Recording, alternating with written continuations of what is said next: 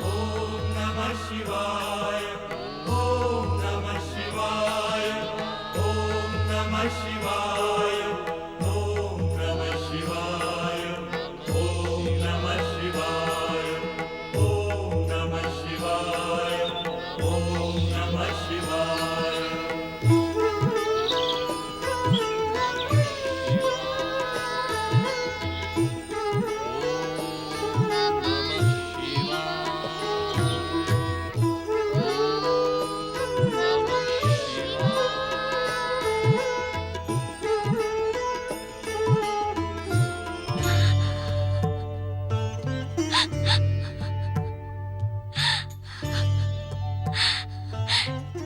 ये आपकी कैसी लीला है माता पार्वती।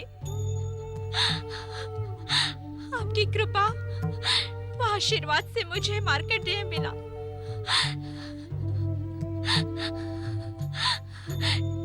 किंतु ब्रह्मा जी की भविष्यवाणी के अनुसार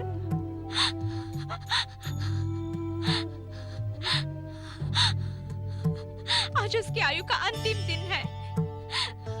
मैं उसका वियोग नहीं सह पाऊंगी। मेरे पुत्र पर कोई संकट आए उससे पहले ही मैं अपने प्राण त्याग दूंगी।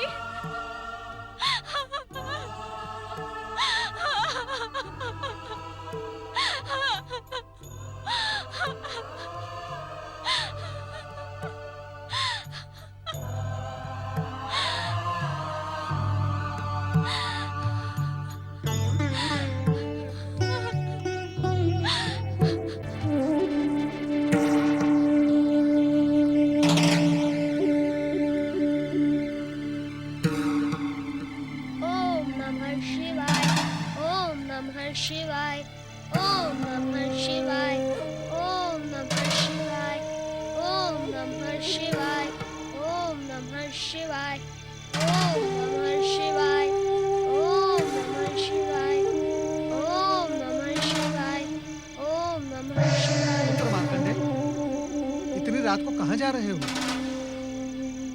ओम नमः शिवाय, ओम नमः शिवाय, ओम नमः शिवाय, ओम नमः शिवाय, ओम नमः शिवाय। पुत्र मार्कंडेय, शिवाय। क्या तुम्हें इस भयानक वन प्रदेश के हिंसक पशुओं का तनिक भी भय नहीं लगता? ओम नमः शिवाय, ओम नमः शिवाय, ओम नमः शिवाय, वत्स, ओम नमः शिवाय। वत्स, क्या तुम्हें अपनी अल्पायु के विषय में कुछ पता है? क्या इसी भय से तुम अपने माता पिता और आश्रम को त्याग कर जा रहे हो? आप कौन हैं तात? और मेरी मृत्यु के विषय में आप कैसे जानते हैं? क्योंकि ये दुखद समाचार मैंने ही तुम्हारे पिता ऋषि मृकंडु को सुनाया था और इसी कारणवश मैं आज तुम्हारे सम्मुख प्रकट हुआ हूँ। अपनी अल्पायु का रहस्य तो मैं जानता हूँ तात। आपके यहाँ आने का क्या यही उद्देश्य है? नहीं पुत्र, नहीं। मैं तो केवल तुम्हें ये बताने का इच्छुक हूँ कि भगवान भोलेनाथ की निष्ठा पूर्वक आराधना करने से संसार का बड़े से बड़ा दुख भी दूर हो जाता है। यह मैं भली बात से जानता हूँ तात। इस समय मैं उन्हीं की आराधना करने जा रहा हूँ, किंतु संभवतः आप ये रहस्य नहीं जानते। ये तुम क्या कह रहे हो पुत्र? सत्य कह रहा हूँ अपनी बात को स्पष्ट कहो पुत्र। तात। यदि आप ये रहस्य जानते होते तो मुझसे ये प्रश्न कदापि न पूछते कि तुम्हें इस भयानक वन प्रदेश के हिंसक जंगली पशुओं से भय नहीं लगता। ये तो स्वाभाविक प्रश्न है पुत्र। नहीं तात नहीं। शिव आराधना करने वालों को जंगली पशु तो क्या काल से भी भय नहीं लगता। धन्य है तुम्हें तुम्हारे पिता ऋषि मृकंडु का दिया हुआ ज्ञान। धन्य है पुत्र, मैं तुमसे पराजित हुआ। मैं तुम्हारी सहायता करने का इच्छुक हूँ। इस समय मुझे सहायता की नहीं, सहानुभूति की आवश्यकता है तात। सहानुभूति? हाँ तात, मैं नहीं जानता कि आप कौन हैं, किंतु यदि मेरे प्रति तनिक भी सहानुभूति है तो मेरे विषय में मेरी माँ और पिताजी को कुछ न बताना। प्रणाम। ओम नमः शिवाय, ओम नमः शिवाय, ओम नमः शिवाय, ओम नमः शिवाय। धन्य है तुम्हारी अपने माता पिता के प्रति भक्ति और धन्य है तुम्हारी भगवान भोलेनाथ के प्रति निष्ठा। अब तुम्हारी अल्पायु और मृत्यु के काल का संघर्ष बहुत ही रोचक होगा। नारायण नारायण। भोलेनाथ, आपसे अधिक चमत्कारी इस संसार में दूसरा कोई नहीं है। भोलेनाथ कुछ ऐसा चमत्कार करें कि आने वाले कल का सूर्योदय बालक मार्कंडेय के जीवन में आपकी भक्ति का नया प्रकाश लेकर आए। नारायण नारायण। धर्मराज यमदेव की जय हो, जय हो, जय हो। कहो चित्रगुप्त, आपकी लेखा बही किसके प्राण हरने का संदेश देती है? ये संदेश महाक्रूर है धर्मराज। महाक्रूर? हाँ धर्मराज, महान शिव भक्त निकंड पुत्र मार्कंडेय के जीवन का अंतिम समय आ पहुंचा है। मृत्यु मृत्यु प्राणी लोक का सबसे बड़ा सत्य है चित्रगुप्त, इसीलिए उसे मृत्यु लोक अथवा यमलोक कहते हैं। और हम यमराज हैं। यम अर्थात नियम, नियम का पालन अर्थात प्राणों का हरना। प्राण हरना हमारा कर्तव्य है। कर्तव्य में भावनाओं की नहीं, पुरुषार्थ की आवश्यकता होती है। जानता हूं यमदेव, आप मार्कंडेय के प्राण हर लाने का प्रबंध करें। उचित है। यमदूतों, महाराज यमदेव की जय हो। पृथ्वी लोक जाओ, त्रिकंडु पुत्र मार्कंडेय के प्राण लेकर अविलंब यमलोक लौटो। जो आज्ञा स्वामी।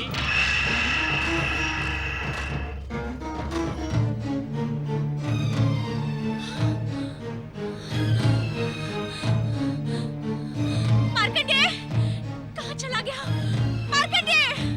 स्वामी, उठिए स्वामी। मार्कंडेय कहीं चला गया? उसे ढूंढ कर लाइए स्वामी, अन्यथा मैं रो रो कर इसी समय अपने प्राण त्याग दूंगी। उसे ढूंढ कर लाइए स्वामी।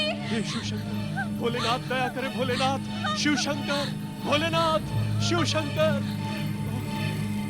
पुत्र मार्कंडेय, कहाँ हो तुम? हे शिव शंकर, मेरा प्रिय पुत्र मार्कंडेय कहाँ गया? पुत्र मार्कंडेय!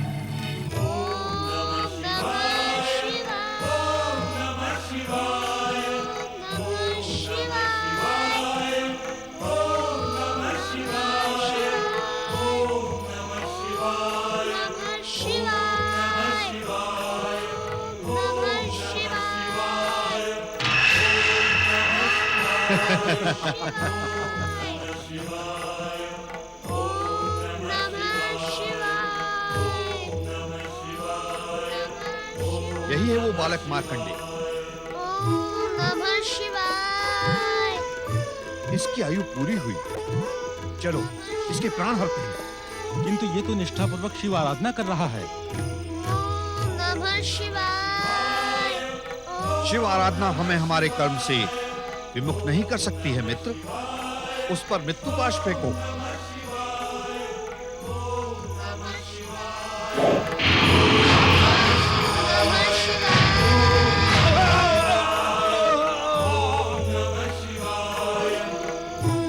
शिवाय। ओम नमः शिवाय। हे माता पार्वती, हे शक्ति स्वरूपा माता पार्वती, मेरे पुत्र की रक्षा करो माता, मेरे पुत्र की रक्षा करो।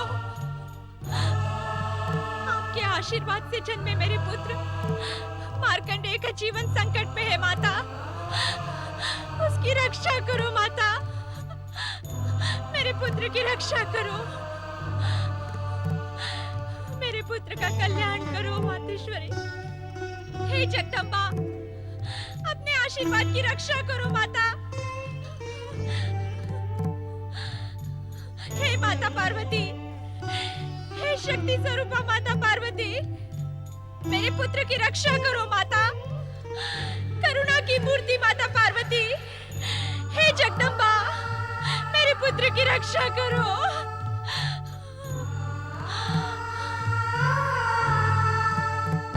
सुतपा, निश्चिंत रहो, मैं आ रही हूँ। मुझे जाने की आज्ञा दीजिए स्वामी। सूतपा के पास जा रही हो देवी? हाँ स्वामी, एक माँ की वेदना एक माँ ही जान सकती है। स्त्री के जीवन में सबसे महत्वपूर्ण होता है मातृत्व। यदि उसका मातृत्व संकट में पड़ जाए तो स्त्री का जीवन दुख के सागर में डूब जाता है।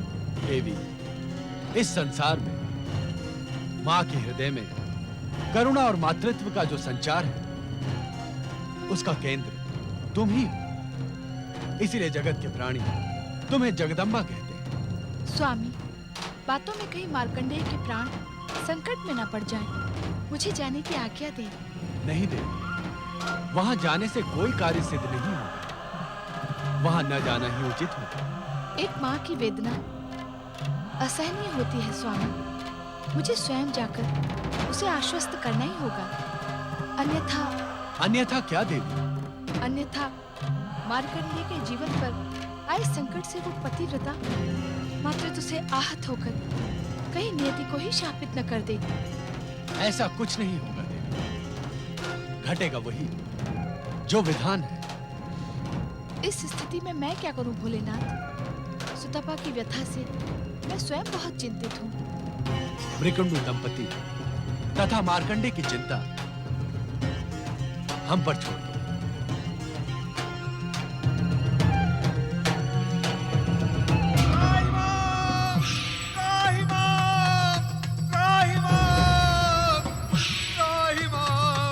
रक्षा करो दरबार, रक्षा करो। क्या बात है यमदूत? तुम तो मार्कंडेय के प्राण हरने गए थे। उस चमत्कारी मायावी मार्कंडेय के नाम से ही मुझे भय लगने लगा है स्वामी। बकवाद ना करो और अपनी बात स्पष्ट कहो। स्वामी, जो ही हमारे सहयोगी मित्र ने उस मायावी मार्कंडेय पर यमपाश फेंका तो उसके सामने के शिवलिंग से भयानक ज्वालाएं निकली। यमपाश ने पलटकर हम पर ही प्रहार किया। मेरा मित्र यमदूत अभी भी वहां अचेत पड़ा है। मुझे विश्वास नहीं होता कि तुम सत्य कह रहे हो। आज तक ऐसा कभी नहीं हुआ कि यमदूत प्राण लिए बिना लौटे हों। ये अक्षर से सत्य है स्वामी। शांत रहो। तुम्हारी पराजय ने यमलोक की परंपरा को कलंकित किया है, जिससे हम अधिक चिंतित हैं। अब हम स्वयं मायावी मार्कंडेय के प्राण हरने जाएंगे। स्वामी आप? हाँ, हम। यदि सृष्टि के नियमों से खिलवाड़ किया गया तो तीनों लोकों में अराजकता फैल जाएगी। प्राणी के मृत्यु में एक क्षण का विलंब भी सृष्टि की व्यवस्था को अस्त व्यस्त कर देगा। पाश, हम स्वयं जाएंगे। चित्रगुप्त जी, मुझे विश्वास नहीं होता कि स्वयं यमदेव भी उस मायावी चमत्कारी मार्कंडेय के प्राण हर पाएंगे। दूत, मृत्यु से आज तक मृत्यु लोक में जन्म लेने वाला कोई भी बच नहीं पाया है। होगा वही जो नियंता की इच्छा होगी। नारायण नारायण। परमपिता, अपने पुत्र नारद का प्रणाम स्वीकार करें। कहो नारद, क्या समाचार लेकर आए? समाचार नहीं परमपिता, मैं आज प्रार्थना लेकर आया हूँ। प्रार्थना? अवश्य कहो मेरे मानस पुत्र। परमपिता, निर्दोष बालक मार्कंडेय की अल्पायु के अभिशाप का अंत करके कृपया आप उसे दीर्घ आयु का आशीर्वाद प्रदान करें। नहीं नारद, नहीं। मैं स्वयं ऐसा नहीं कर सकता। क्यों? क्यों परमपिता, क्यों? उस निर्दोष निष्पाप बालक पर इतना क्रूर अत्याचार क्यों परमपिता? यह अत्याचार नहीं है। है परमपिता, है। वो बालक मेधावी, परम ज्ञानी, तेजस्वी है।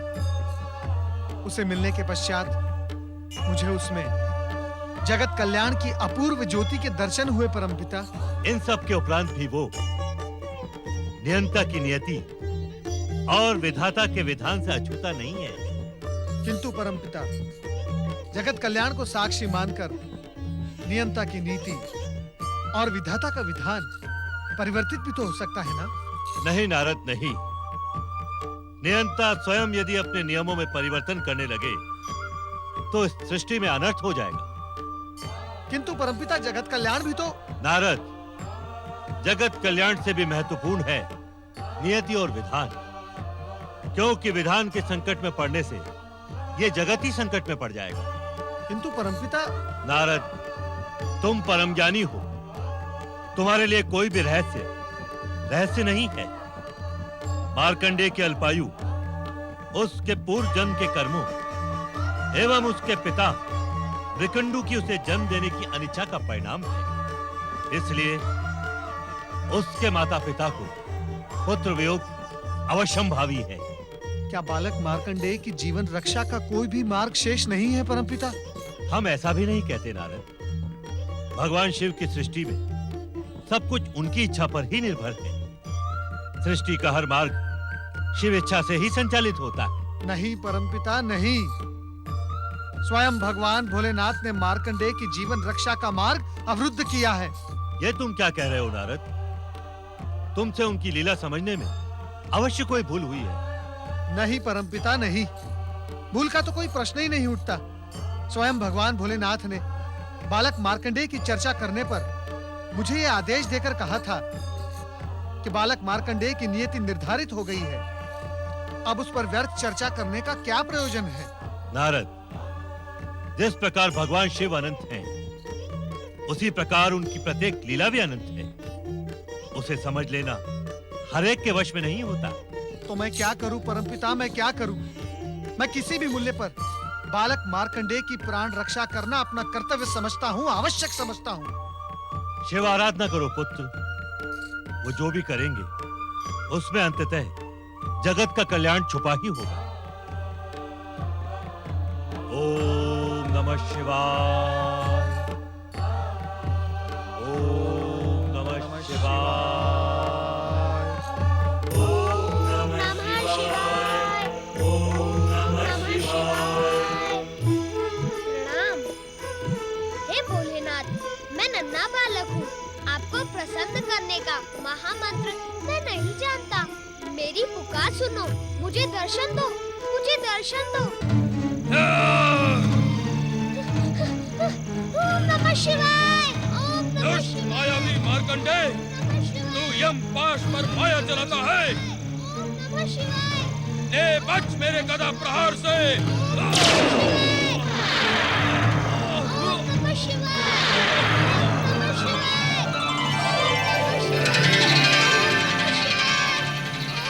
यमराज! प्रभु भोलेनाथ! निष्ठा पूर्वक शिव आराधना करने वाले बालक मार्कंडेय पर प्रहार करने का तुम्हारा साहस कैसे हुआ? इस बालक ने शिवलिंग को हृदय से लगाकर हमारी शरण ली थी। शरणागत की रक्षा करना हमारा कर्तव्य है। क्या तुम इस सत्य को नहीं जानते कि तुम मात्र काल हो, किंतु हम महाकाल हैं, महाकाल हैं, महाकाल हैं, महाकाल हैं, महाकाल हैं।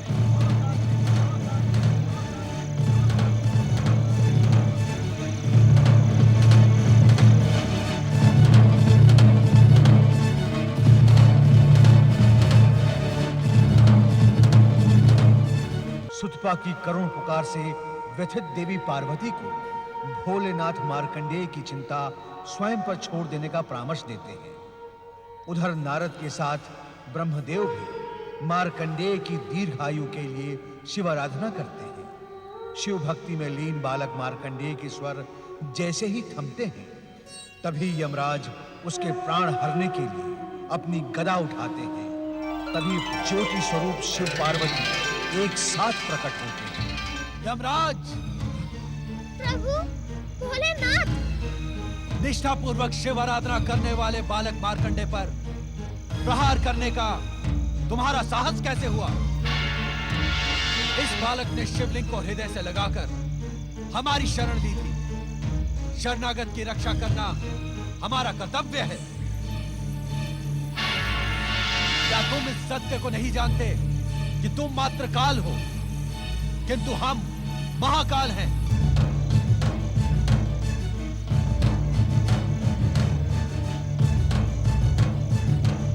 हमारी निष्ठा और भक्ति की चरम सीमा पर पहुंचा ये बालक मार्कंडे शिव कृपा से अवध्य हो गया है। हे शिव शंकर, हे महाकाल, हे भोलेनाथ, मैं तो मृत्यु के अटल नियम का पालन कर रहा था। विधाता के विधानानुसार इस बालक की आयु समाप्त हुई। यदि मैं नियंता द्वारा निर्धारित समय पर आकर प्राण न हरता तो आप हमें कर्म विमुख होने का दंड ना देते?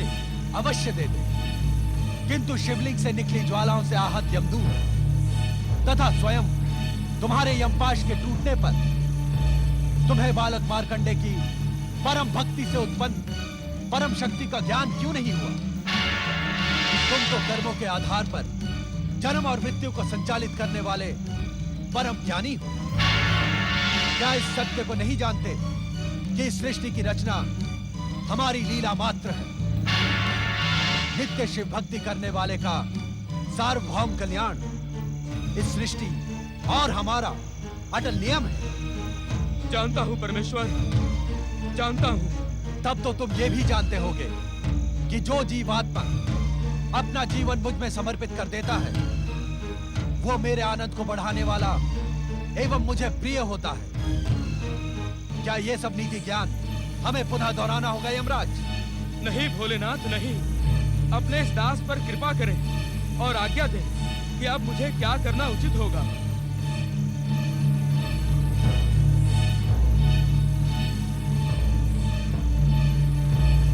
यमराज, मार्कंडे के माता पिता के पुण्य प्रभाव एवं जन्म से ही शिव निष्ठा के कारण अब यह बालक अल्पायु रहा ही नहीं। इसकी अल्पायु का अभिशाप समाप्त हो गया। किंतु विधाता के विधान के अनुसार इसकी अल्पायु स्पष्ट है भोलेनाथ। किंतु उसी विधान में यह भी स्पष्ट लिखा है कि अल्पायु पूर्ण होने पर आप इसके प्राण हरने आएंगे। उसी समय हम दोनों उपस्थित होकर न केवल इसके अभिशाप को समाप्त कर इसे दीर्घायु प्रदान करेंगे, अपितु इसे अमरता का वरदान भी देंगे। किंतु चित्रगुप्त के आलेख में आपके मृत्यु लेखाकार चित्रगुप्त ने मार्कंडे के अल्पायु होने का विवरण तो अपने पृष्ठों में लिख दिया, किंतु हम दोनों के आगमन की बात लिखना वो भूल गया। ये भूल अक्षम्य अपराध है यमदेव। अब मेरे लिए क्या आज्ञा है स्वामी? अब आप यमलोक लौट जाएं तथा वहां की व्यवस्था नियंत्रित करें। आपके आलेखों में त्रुटि सृष्टि के अनर्थ का कारण बन सकती है। हमें विश्वास है कि भविष्य में कभी आप कर्म विमुख नहीं होंगे। इस उद्दंडता के लिए मुझे क्षमा करें भोलेनाथ। भविष्य में ऐसा कभी नहीं होगा। प्रणाम भोलेनाथ। प्रणाम माता पार्वती। प्रणाम परम शिव भक्त मार्कंडे।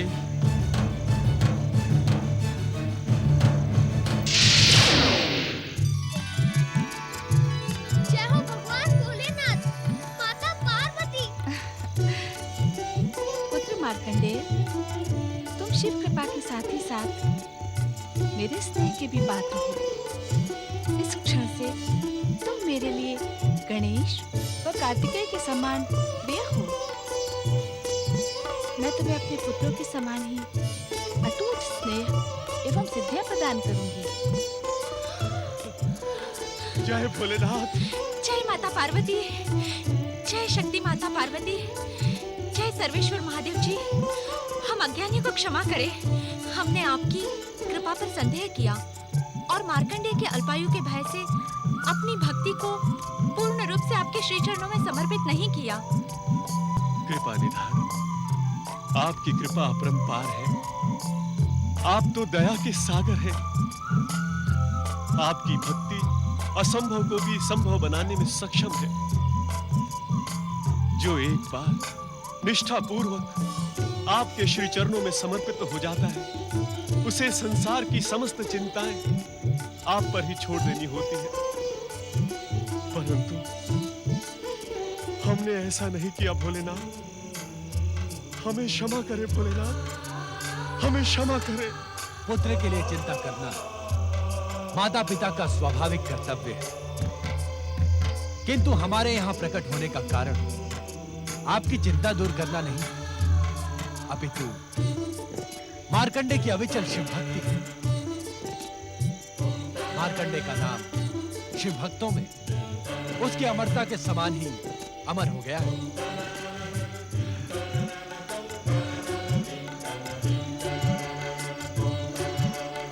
पुत्र मार्कंडेय, तुम मेरी विशेष कृपा के अधिकारी बन गए हो। माता, आपके चरणों में एक विनम्र निवेदन प्रस्तुत करने का इच्छुक हूँ माता। अवश्य पुत्र।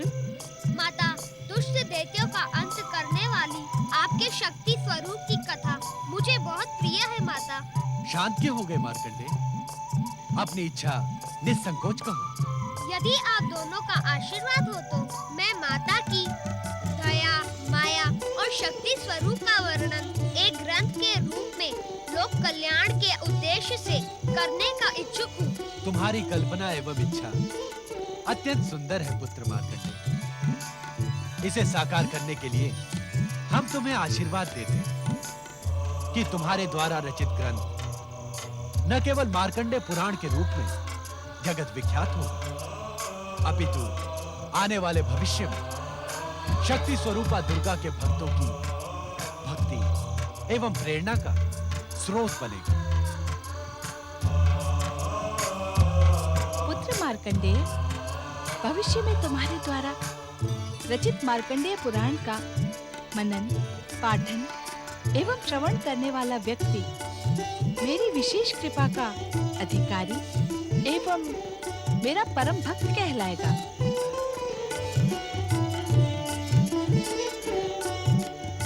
इतना ही नहीं पुत्र, मार्कंडे पुराण का प्रत्येक श्लोक पापी से पापी व्यक्ति को पाप मुक्त कराने वाला, शिव कृपा एवं कैलाश लोक प्राप्त कराने में सक्षम होगा।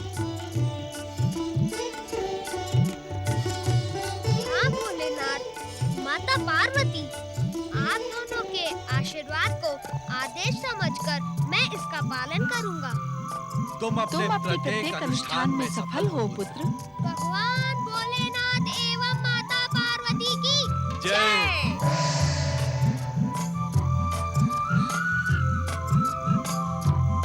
पुत्र मार्कंडे की जय। अमर मार्कंडेय का जय घोष शिव कृपा का परिणाम था। उन्हीं की कृपा से मार्कंडेय ने लोक कल्याण हेतु एक ग्रंथ की रचना की, जो मार्कंडेय पुराण अथवा दुर्गा सप्तशती के नाम से विश्व विख्यात हुआ।